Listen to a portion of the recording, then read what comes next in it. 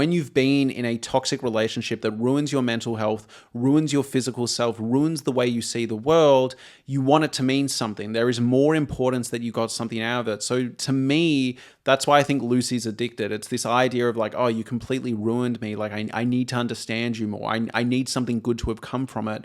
And that's why he always has this pull on her. Hello, everyone. Welcome to the channel. Today, we are talking about Tell Me Lies Season 2. I'm excited to be talking about this season as a whole. We are going to do general analysis, an entire season review, and then I'm going to go character by character and see what comes up, what I liked, what I didn't like, things I agree with them on, things I don't agree with them on. And throughout that discussion of character by character, there will still be some general thoughts on the season as a whole weaved in throughout. So do stick around for the entire video to see my overall thoughts on this season. Unfortunately, it's so hard to find people talking about this show, especially on YouTube. I think TikTok, there's a few more people talking about it, but it's very quick analysis. So I really want to get into my favorite stuff about Tell Me Lies Season 2. So first off, to begin the general review, I absolutely love that this season focuses on the effects of Stephen and Lucy on the people around them. Season 1 was a very intimate, close portrayal, a close insight into the dynamics between Stephen and Lucy, and the side characters really felt like side characters, whereas in this season,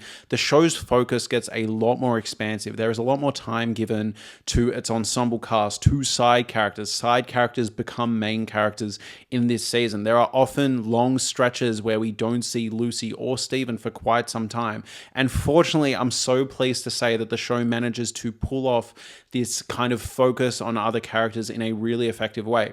I think the Bree storyline, for example, about the affair she's having with Oliver, the teacher, could have been dumb, reductive, smutty, silly sort of stuff where it's like, oh, I don't know what we're going to do with Bree as a character. Let's give her this silly B plot. But it ends up being one of the most interesting and fun to unpack parts of season 2. There is so much that it says about Oliver, about Marianne, about Bree, which we will get into in the character by character analysis.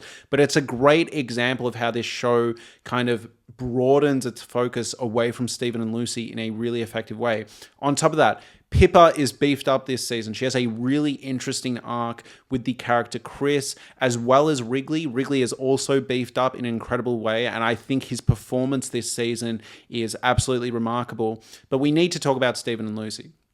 Stephen and Lucy are absolutely on fire this season. It initially feels like this season is going to focus on the aftermath of that tumultuous relationship they had in season 1. It really does feel like for a long stretch of this season that Stephen and Lucy are going to be apart. I was really struck by how long they made us sit in them being apart, not together as a couple. I really thought, oh, maybe this show is just going to be unpacking that brief stint they had for the rest of its run. But no, slowly but surely, Stephen starts weaseling his way back into Lucy's life in very interesting and horrific and manipulative ways. I think the performances from both Lucy and Stephen are incredible. I think the show's pacing is off the charts. Now, I do need to say one thing about this show, just while we're speed running general thoughts. It is impossible to fucking see what is going on. I dimmed the lights, I closed the blinds, I adjusted my TV settings for this show, and it still is just like impossible to see. I don't know what is going on with the color grading, but Megan Oppenheimer, please fix the color grading of this show. My God. It's like, it feels like it's trying to look like a David Fincher film, but oftentimes whatever like ambient lighting you have in your room ends up washing out the brief glimpses of characters you're able to see in this show. It drives me nuts. But regardless, we also have some new characters introduced this season. So I mentioned Oliver and Marianne before. Great new additions. We also get a beefed up appearance from Lydia, Lucy's best friend, and she's fantastic this season. So much interesting dynamics are brought in through Lydia. But on top of that, we get Leo. And Leo is one of the most fascinating new characters I've seen introduced in a show in a while.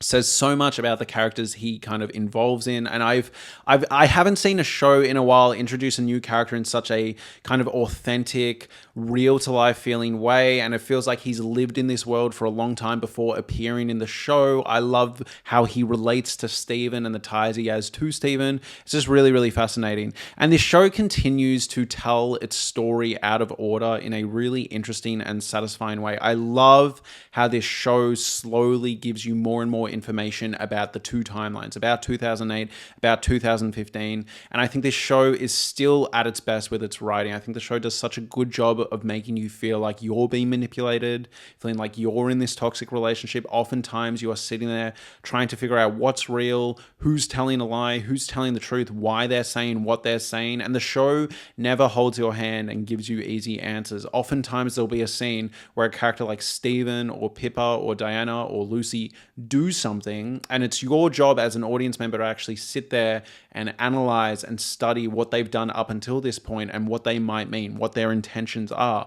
And the show never spells it out for you really clearly. One of my favorite things about the show is it's a show that's going to predominantly have a female audience, but unlike a lot of shows, aka Bridgerton recently, it doesn't feel like it's talking down to its core audience. It feels like it's respecting the audience's intelligence, and I think that's exemplified through the way this show explores sex, social issues, love, toxic relationships, and self-worth and self-hatred. I think this show does an excellent job of weaving hot button conversations into its show without feeling like an after-school specialist. It's one of my biggest compliments of this show. This show will deal with subjects like grape culture, like toxic fuckboys, like emotional manipulation, like affairs, like age gap relationships, but it does it in such an authentic and real way. You know, no one ever holds someone's hand and basically gives a speech that sounds like it's out of a Nickelodeon show.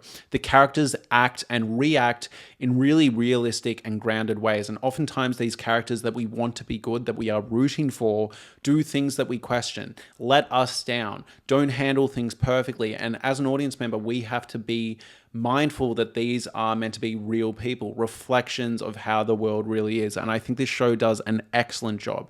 I think also Steven especially is at an all-time high this season. He has always been an incredibly captivating character, incredibly fascinating, and the show really is interested in beefing up his backstory and his psychology. Same with Lucy, same with Leo, same with Pippa. I think this season just knocks it out of the park. And initially, I will say the first 3 or 4 episodes, I was like, okay, nice and slow. I really want to get moving. It's not as crazy as I had heard. And then basically from episode 5 up until the end, my jaw was on the floor consistently. The last 3 episodes of this season, particularly the Slapshot Game episode and the finale, were genuinely jaw-dropping episodes. My mouth was on the floor for a substantial chunk. Also, the soundtrack is fucking popping off. The soundtrack has always been good in this show, but this season, like multiple Killers songs, there is a classical version of Mr. Brightside that appears. It's just incredibly fascinating, but this show just has such an ability to explore real-to-life toxic relationships in a way that never feels stupid or dumb or kind of talk downy to its audience. I really, really appreciate it. So without further ado, that is everything I liked in general. Now we are going to go character by character. We are going to get into nitty gritty, what I liked, what I didn't like about these characters. Let's go. First off, let's start with Lucy. Bruh, this season was the downfall of Lucy. Can I just say, in season 1, she very much felt like a victim. There were questionable things she did in season 1, but oftentimes it felt like it was a product of reactive abuse. It was a product of being in this awful relationship with Steven. I gave her a lot of free passes. In this season, though, she's getting as bad as Steven. By the end of it, especially in the last episode, the game she starts playing with Leo and Steven, she's an absolute nightmare. And a big arc of this season is the idea that Steven and Lucy are one in the same. This is explicitly said by Steven to Lucy, and she likes that. She admits to other people, yo, I actually, you know what, like at least with Steven, like he was willing to be like bad and like, you know, I didn't have to be this good person for him all the time. Like she is indulging Steven in his worst behaviors. And yes, this freaks her out in the last episode for a bit, and that's why she hooks up with Leo. But no, like for a substantial chunk of this season, she is taking a moral downturn, and it is rough to watch. I was rooting for Lucy at the start of the season. Like when she smashed Steven's phone, I was cheering. Like I was really happy for her. I really want her to be able to break away from Steven, but slowly over time, you just see that that pull from him is getting more intense. And I think the thing I like about this season is, yes, you don't really get what Lucy likes about Steven. Like he sucks. He treats her like shit. Yes, in season 1, they really exemplified that the sex between them was like really hot and was kind of the saving grace of their relationship. But aside from that, it seems like it's an all loss relationship. Like, it looks like it sucks. But what I think I like about this season is the fact that it feels like what it's trying to say is that when you've been in a toxic relationship that ruins your mental health, ruins your physical self, ruins the way you see the world, you want it to mean something. There is more importance that you got something out of it. So to me, that's why I think Lucy's addicted. It's this idea of like, oh, you completely ruined me. Like, I need to understand you more. I need something good to have come from it. And that's why he always has this pull on her, because if he's able to get these reactions from her, if he's able to have this hold on her, what does that say about Lucy? What does it mean? And I think it's just so well done as you watch her slowly get worse and worse. And this is exemplified through the character of Leo. Her and Leo's relationship is fucking insane. So in season 1, there was this brief little kind of manipulative kind of game that Steven and Lucy were playing with each other in regards to contraception. And in season 2, this is explored even more in just the world's most toxic way. It's that scene where Leo goes to practice safe sex and put on condoms, and Lucy's brain immediately goes, oh, it must be because you're sleeping with other girls, starts manipulating him, starts going like, why would you even need them? I'm on the pill, when it's like, obviously he's concerned about STDs. And then she proceeds to go, oh, you're just like all other guys, you know, you're just clearly sleeping around. Like, so manipulative. And I think it's really interesting that Leo presents this obstacle for Lucy, almost this reflection of Lucy in interesting ways. He is trying to not engage and indulge his worst impulses. And you watch slowly that through Lucy and the effects Steven is having on Lucy, Lucy starts having similar effects on Leo, and it's a rough watch. You know, I do believe Leo was being earnest when he was saying he was trying to kind of break previous patterns he had. He was giving me red flags. Like, I was worried about him. I was worried about him and Lucy.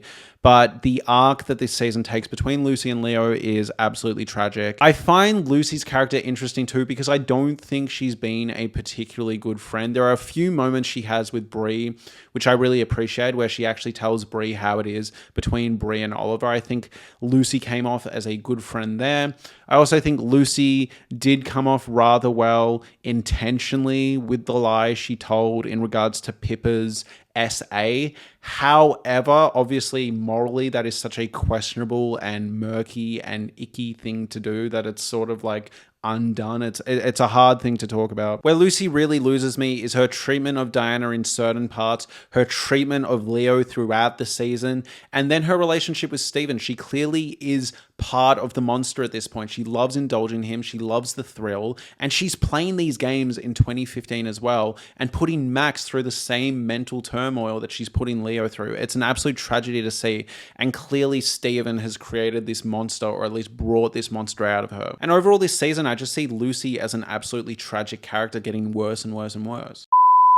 And now a word from our sponsor. While I have you, I have set up a members only page. You can sign up for a membership to this channel, and what this is going to be, what this is going to look like for $4.99 AUD, which I think comes out to about $3 American, you will get access to basically Movie Club or Show Club. And this is a show where I pick a show and I talk about an episode each week and do a members only video on it. We are starting with Tell Me Lies. I'm going to do every single episode of season 1 and 2 of Tell Me Lies. That'll be weekly. It'll either be 2 episodes of video or 1 episode of video. On top of that, I will also be doing a weekly or fortnightly podcast, just depending how much I've watched, of general thoughts on everything I've watched, everything I've read, everything I've engaged in. So anyone who just wants my quick general thoughts on a bunch of things, be sure to sign up for a membership because you get that too. I will be launching that this week. So it'll be starting probably midweek this week. I'll be doing Tell Me Lies episode 1, and then it will be episodes every week after, as well as that podcast. And that's all for about $3 to $5, depending where you're based. Right, next we have to talk about Steven, probably the best performance of the show. I don't know what Steven wants. There is a clip of the actor that plays Steven saying this too. I don't know what he wants. I don't know what's wrong with him. I don't know why he won't shut up. I don't know why. I don't know what's wrong with him. I love him and I want to be him for more times. Right. But what's his deal? Why is he such a douche? Right, internet? Right, people. He's just, every single episode, you're just like, what are you doing all this for? Like he will play long games that last 8 years. You know, the voicemail at the end of the season with Evan. Like this guy is an absolute menace. There is so much dark humor to be found in the depravity he will engage in, just the lengths he will go to ruin everyone's life. Like he's literally the worst, and all his friends know it too. Steven will consistently pick fights with everyone around him. He will constantly be manipulating people. I don't think he has an off switch. Like his cruising altitude is just hurting people. He seems to not be able to help himself.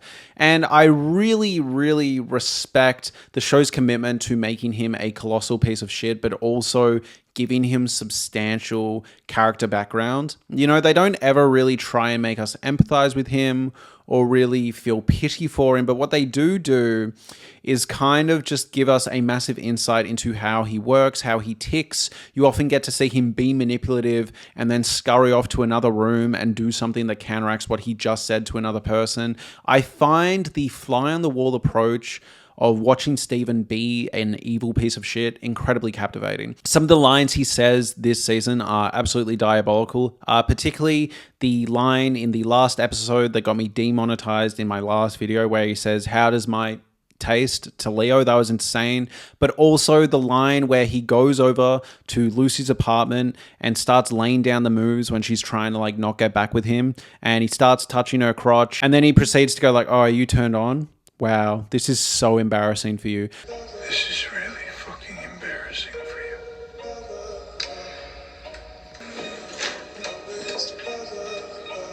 Like, just absolutely insane. Like, my jaw was on the floor. And my jaw was on the floor throughout this season, but I think Steven is at an all-time high this season. He starts slow and it just gets worse and worse and worse, and this peaks in the final episode of the season. I also appreciate that Steven was baiting Leo throughout the season. It is set up that Leo has some violent tendencies. He has a violent past that he's trying to leave behind him. And Steven just goes, "I'm going to get this guy to crack no matter what." And you see this in the Slapshot game. We all thought it was going to happen in the Slapshot game. You know, Steven keeps slapping him really hard and you're like waiting for it to burst out into actual violence, and it doesn't. And it ends up coming from Lucy to Diana. Later, in the last episode, Steven finally gets Leo, and Leo goes to absolute town on him. I love this show. Like, it was an absolute spectacle to behold, and it was a situation where I felt bad for everyone but Lucy. I felt like Lucy was the bad guy in that situation. She clearly pitted them against each other, either intentionally or unintentionally, but I felt terrible for Leo, kind of like being manipulated subconsciously into like beating up Steven. It was really unfortunate, and by the time it happened, it felt like this tragic, inevitable conclusion. And one of my favorite things about this show is sometimes you just don't know what he's doing. There are things that he does that are clear manipulations, like when he lies on Lucy's behalf and says that he wrote the note. That is clearly something he can now hold over Lucy and manipulate her with further. But also there's like a scene, right, where he offers to do Diana's paper and nothing comes of it. And I think that's the point. The point is we're sitting there feeling like Diana, feeling like Lucy, being like, "Oh, is he going to fuck this up? Is he going to do something wrong? This feels too good to be true." And we never really find out if he did anything shifty with that at all. But it's super interesting because it puts us in the perspective of these women that have to deal with Steven. I think the writing is just so good. Love Steven. No notes. Like, no notes. Also, that voicemail to Lucy where he calls her the C-bomb, but then also the manipulation he pulls off with Lydia. He is basically with Lydia and getting engaged to Lydia as an 8-year fuck you to Lucy. Like, absolutely insane, but great. Great TV. Next, we have Bree. This could have been an absolute disaster of a plot line. Can I just say, like, when it started, I was like, oh my God, eye roll. Like, are we meant to be finding this hot? Are we meant to be finding this juice? Like, what are we doing? But this show simultaneously managed to make it look hot in some parts and then also just incredibly emotionally destructive and painful and mean and just wow. Like, the way this story unfolded and unraveled, and you were constantly being like, is it going to be a threesome situation. There has to be something afoot. And when you finally find out that she's basically been involuntarily duped into being part of an open relationship without her knowing, and that thrill of being in an affair and feeling wanted more than a wife is gone, it really says a lot about Brie. It says a lot about Oliver. It says a lot about Marianne, but it's incredibly fascinating. And it's incredibly fascinating for a few reasons. Now, I said this in my initial video reaction. It's interesting purely because of the line of thinking that Marianne outlines to Brie, where when Brie finds out that she's been fucked over by Oliver, Marianne says, "Oh, are you mad? Would you have preferred that I was just an innocent wife getting fucked over rather than being part of like an open relationship?" And yes, I do understand Brie's hurt here. She felt special. She felt wanted. She felt like it was this secret thing with her. But that's kind of why it's fucked up, right? She's sitting there and crying to Oliver and Marianne. And she says the line at some point where she goes, "Oh, I thought what we had was special between us, but it's shared with your wife," which is funny, right? Because that's normally what the wife would say when being cheated on. You know, "I thought the vows we made to each other were something special between us, and now you're off banging this student." It's incredibly fascinating, really well written. I simultaneously felt bad for Brie, but then I was also sitting there going, well, you play stupid games, you win stupid prizes. And I think it's really well done because it simultaneously villainizes Oliver. Like, Oliver is obviously a piece of shit for lying to her and sleeping with a student. Like, it's insanely fucked up. Marianne is also weird for playing these games, like with the earrings. Like, why were you trying to give her like a hint or rub it? Like, it was so strange, right? Because it couldn't have been trying to give her a hint because she knew the whole time and she could have just told her if she wanted to. So it was just like a weird fuck you. But it's like, if you're gonna have that fuck you energy, why are you letting your husband, why are you engaging in an open relationship? And the vibe I got from that whole situation was most likely Marianne doesn't want to be in an open relationship, and she's kind of just caving and doing it because if she doesn't, she knows Oliver will cheat. I also got the vibe that maybe Oliver was with his first wife, and then the first wife died while he was sleeping and cheating with Marianne, and the only reason he's with Marianne is because that first wife died, and that's an insecurity for Marianne, so she lets him be in this open relationship in the hopes that he won't leave and do it against her knowledge and eventually pair off with Brie. That's what I think I got from that whole plot line, because it felt like there was something a bit more to be said in regards to that first wife who passed away. But yeah, circling back to Brie, I simultaneously felt bad for her. I mean, the confession from Evan about him cheating was rough, and I felt terrible for Brie. I also loved the moment where Brie told a lie, right? And said, "Oh, well, I cheated too." And then Evan loses his fucking mind. And you know what? Evan could have had a point if he said like, "Oh, mine was a drunken mistake and yours was a full-on affair." But bro, like, shit test failed. Like, he fumbled that so hard, lost his cool instantly with no further questions. So right on her for like leaving. Like, that was awesome. I found that scene later where Evan called her out for her relationship with the older guy, saying that he's taking advantage of her. I felt like, yes, he maybe delivered it harsh and sternly, but I think he was on the right track. But yeah, Brie's arc was pretty tragic to watch overall. I do think she needs to have some self-reflection and self-awareness and probably have a bit more of an attitude of, okay, I was engaging in an affair, this was never going to go well, whoopsie doopsies. But like, Oliver's a fucking scheming little weirdo, isn't he? Like, what the fuck was that? Like, why do that? The only logic I can kind of see with Oliver is either it's part of the kink, like he enjoys the whole like, oh, this has to be a secret, or logistically it makes it easier, right? Like, Oliver just thinks, oh, if I tell everyone like it's an affair, we can't ever be anything because I'm loyal to my wife, then, you know, it's just sex, and that's what I want, and we can both agree to that. But yeah, really liked what they ended up doing with Brie this season. Next, we have Wrigley. Wrigley's character arc this season is really interested in exploring his self-loathing, his self-worth. You are watching him slowly mentally deteriorate after his injury in season 1. It's tragic. It's hard to watch. I really like the tragedy between him and Pippa. You are constantly watching them almost reconnect, but not quite. It's really sad, and you know that she ends up with Diana. So all these little moments where they reconnect intimately or emotionally have this sense of tragedy, because you know Wrigley really wants to be with her and she's eventually going to end up with Diana. I particularly like the sex scene between Wrigley and Pippa where Pippa actually climaxes, and the reason I like that scene is because this show is very interested in exploring these characters' sexuality. There is a lot of power dynamics explored through sex. Oftentimes sex feels purely a power game between characters, particularly in the scenes between Lucy and Steven, or Lucy and Leo, especially in the last episode. But I think the thing I like about this sex scene between Diana and Wrigley is it genuinely feels authentic. It feels like two people trying to do the best for each other, trying to learn each other. And it feels genuinely romantic and earnest. There's a sense of tragedy afterwards where she clearly isn't interested in anything further. But I think it's refreshing for a show that's so interested in these toxic, kind of intoxicating sex scenes to actually give an example of what healthy sex life should look like between two consenting parties. And it does it in a way that, again, doesn't feel like an after school special. But yeah, I really liked Wrigley's arc. And oh my God, the way that his brother's death arc is handled, we all thought it was self-deletion, right? Like we all thought that's where it was going. We thought he wasn't picking up his calls, or he was in denial because he already knew that his brother had but rather it ends up being that the brother actually comes to visit him, and that's what ends up killing his brother. It's absolutely tragic. Wrigley's performance is astounding, and it really kind of knocked me out. I felt awful. I do wish maybe the death was in another episode. I do feel like that last episode had just a bit too much high stakes drama going on. Maybe some of it could have been laced out over a couple episodes. It did feel like it really just started going and going and going and going. And I do feel like maybe I would have liked a bit more time with Wrigley's reaction to his brother's death. But regardless, Wrigley was just excellent this season, particularly that scene where Pippa rips into him after the joke he made. I found his reaction here just absolutely heartbreaking, and his meltdown the next day was also just a horrific watch, really emotionally devastating.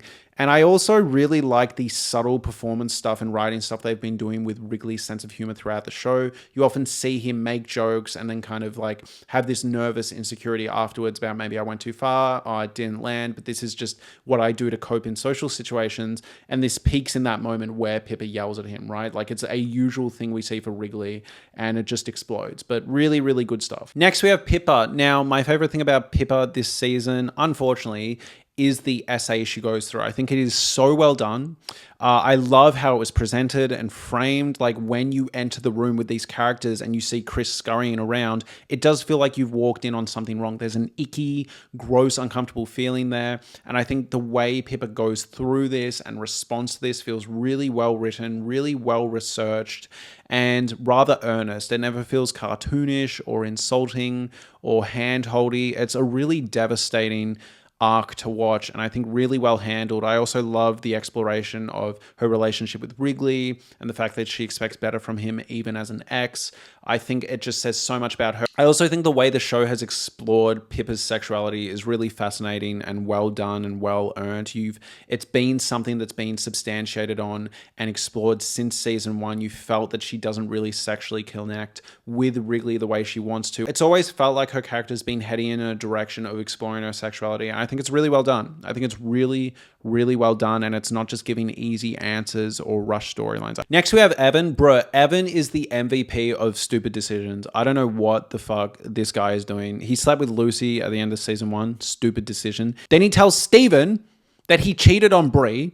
And then, of course, Steven just starts being like, oh, you better tell Brie. And it's that feels like a weird manipulation. I don't know what his angle is there, but he does it anyway. And it's hard to trust Steven, even though it sounds like good advice. It's whatever. But he tells Steven, which was a terrible idea. And then when you think the stupid is done, then at the end of the season, he goes up to Steven again after warning every character about Steven and tells him that the person he slept with was Lucy. Why? Lucy wouldn't have told anyone. Lucy wasn't going to tell Brie. You didn't need to do it. And I'm sorry, you know what? I know honesty is the best policy. Not in situations where you have people like Steven around. Absolutely not. Evan is so disappointing, just a really disappointing character. I liked him at first, but my fucking God, I don't know what he was doing this season. I get it. It was guilt. And I do understand that, I guess, in a weird way, because Steven is so shitty, Evan feels like he can open up to him about the cheating that he's been doing, because that, makes him feel better. Oh, at least I'm not as big a piece of shit as Steven. And, Steven's at least going to understand. But fucking hell. The only good moment he had this season was when he warned Brie about how shitty Oliver has been. That's it. Straight up. Every single other time he was just fumbling. Also, what he put that other girl through, was her name Molly? She was awesome. She was so cool. And you hadn't cheated on her. You had a fresh start with this awesome girl that clearly liked you, and you fucked her over. Evan was fumbling this season. Nah. No. And yes, I know he's not as bad as Steven. I know it is unfair that I am more worked up at Evan, but I expect nothing but scum from Steven. I expect better from Evan. Hi everyone, I'm back. Sorry. So let's talk about Diana. Diana is on demon time this season. My lord, I was so happy with where the season went for Diana. Now let's talk about the big moment when Lucy slapped Diana.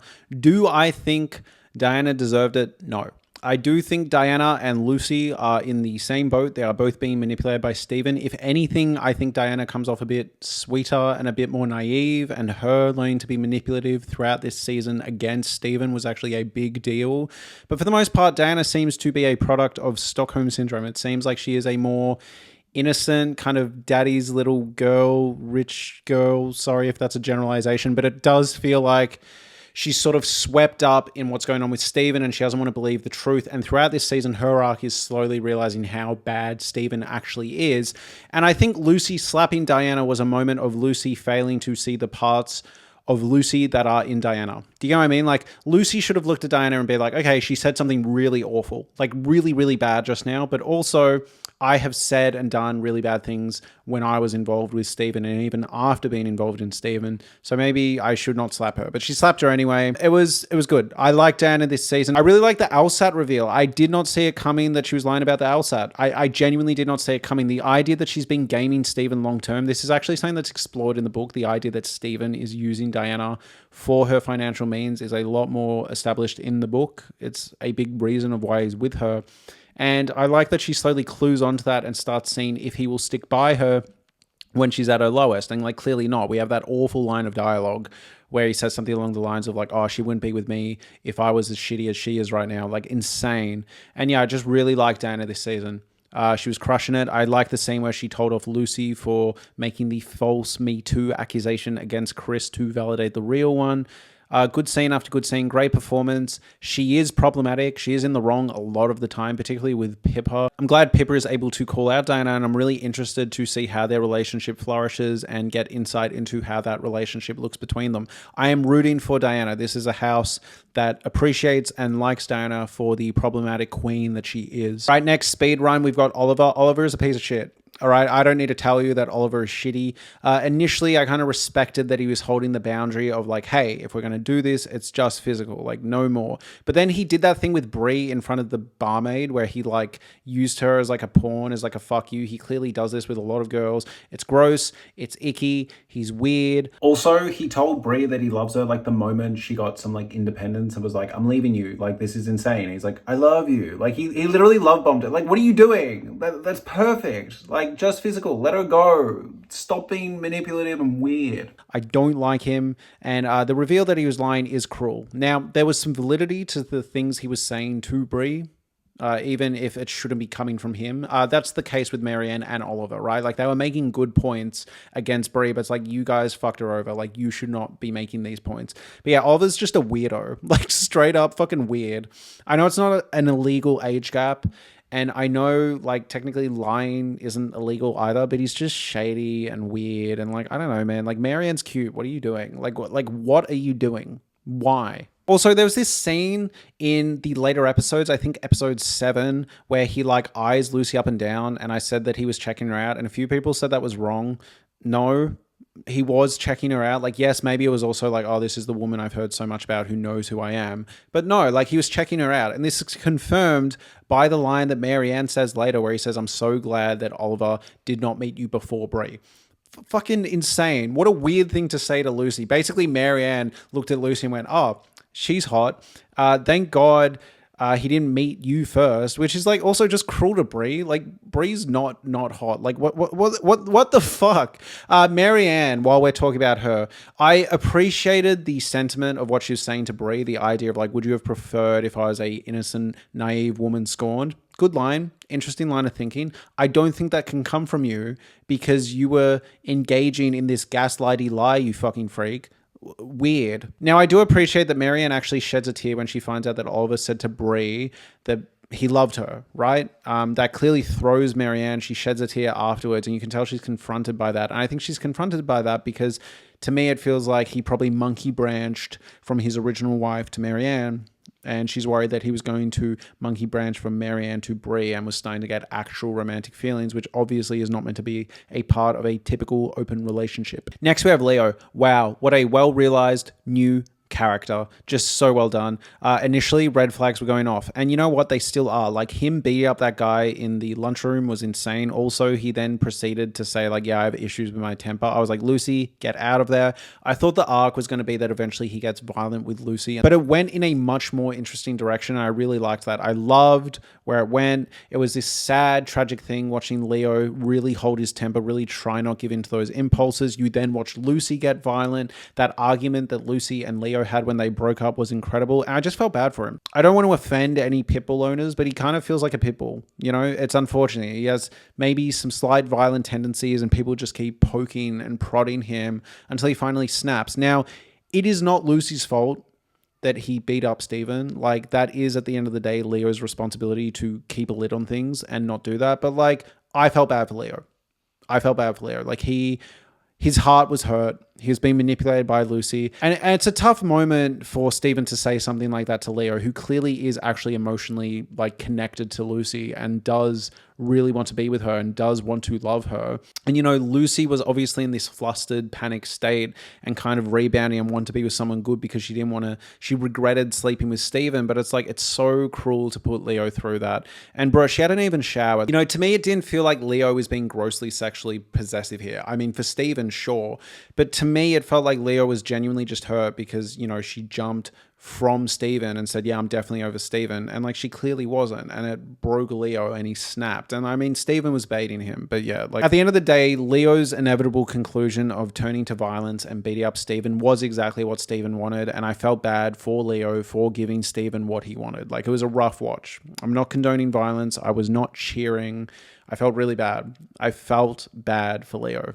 I feel like he was used, chewed up, and spat out by this toxic relationship, and he got pretty much nothing from it, right? All right, next we have Max. I actually kind of like Max. I liked Max back in season 1. I know some people didn't like him because he was a bit mean to Lucy. I thought he was telling Lucy what she needed to hear, and I think he tells Lucy what she needs to hear a fair bit. I actually really liked him this season saying to Lucy, like, I bet you still think you're the victim, aren't you? And like, yeah, she is the victim overall with Steven, but I think he's saying, like, in general, you cannot hold on to this victim persona when you are doing villainous things to me and other people around you. Like, and that's fair enough. That thing she did with fucking Max in the pool to get back at Steven was like insane. It was cruel, it was mean. And yeah, I like Max. We don't get much of him, but I find his character interesting. I also like the scene where he kind of connected with Steven for a bit and sort of liked him. And he came off ignorant and disappointing, not understanding how awful Steven had been. But I always find this hard with Lucy because Lucy at this point in season 2 engages with Steven, indulges him, and rewards his behavior at multiple points. So it's hard for me to be like, oh, I can't believe those people don't believe you about how bad Steven is when she actively is a part of that at this point. Finally, we got Lydia. Lydia is not a girl's girl, all right? I get that she has some loyalty to her brother, but I'm sorry. At the point where you have a brother with multiple accusations, I don't think it's that easy to just be like, bitches be crazy. Like, it doesn't work. She's being toxic. And you know what? Like, sometimes family members do something shitty, and I think it's really disappointing that she at least won't hear Lucy out. Now, yes, was it fucked up and insane that Lucy lied about the Me Too accusation? You know, her involvement, the idea that Chris essayed her? Like, absolutely. But I got where she was coming from, even if it was a shitty thing to do. And I think Lydia, I get her being angry at that, but aside from that, I think Lydia really needs to do some introspection because she clearly gravitates towards people like Steven, who are like her brother, instead of believing women in general, you know, or at least investigating further. Like, she obviously wants to believe that her brother couldn't do anything wrong. Lydia is an interesting character. I get why she is where she is at the end of the season, why she is against Lucy and with Steven. Like, Steven has really manipulated her and set up interesting pieces. But yeah, I don't think Lydia is great. I think the idea that she pairs off with Steven, knowing everything that went down between Lucy and him, even if she doesn't believe all of it, or even if she hates Lucy, I find really telling. But yeah, what a great season of television. I appreciate the swings that this season went for. There were some insanely like juicy, controversial things that were explored this season. I think they were handled really, really well. I think this is one of the best shows on television, and I wish I wish more people would watch it. Thank you so much for watching. Please let me know what you'd like me to talk about next.